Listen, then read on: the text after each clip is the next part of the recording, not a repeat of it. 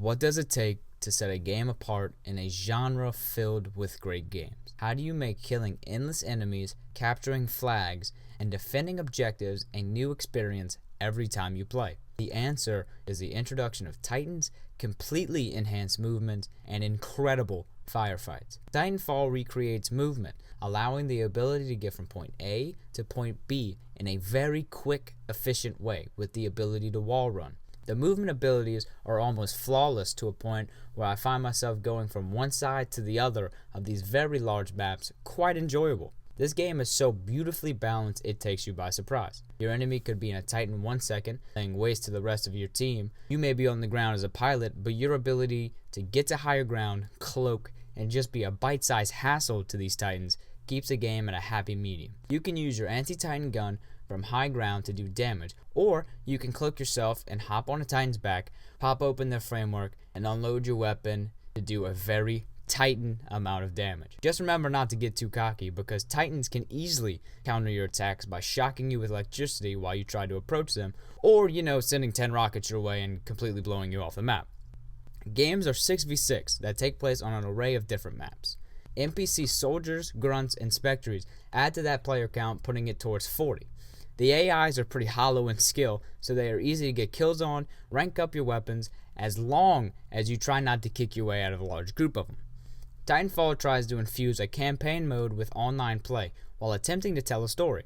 The campaign provides cutscenes to try to explain what's going on, but it doesn't really go into much detail. I found myself not paying much attention to the cutscenes because I was more focused on killing or being killed. All I can get out of this so-called campaign is that the IMC and a militia are two major factions at war. For what reason, I couldn't tell you. For being a multiplayer-only game, Titanfall feels empty.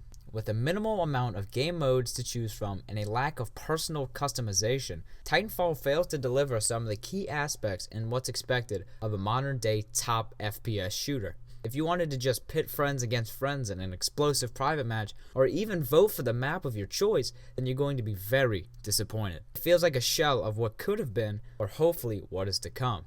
Running at 792 frames per second, the graphics seem more like current gen than next gen. The thing is, with all these problems, Titanfall still has me coming back for more. Its addicting action and exhilarating gameplay attempt to mask the flaws, but fall slightly short. In good news, Respawn Entertainment has announced that an upcoming free update will add more to the game, including game modes, personalization, private matches, and even improved graphics. The way Titanfall blends familiar concepts with their own intense gameplay puts this game at the top of the FPS genre. Game in, game out, you will be faced with incredible moments that you will desperately want to recreate in later games. But the lack of game modes and customization really draws away from the almost brilliance of this game.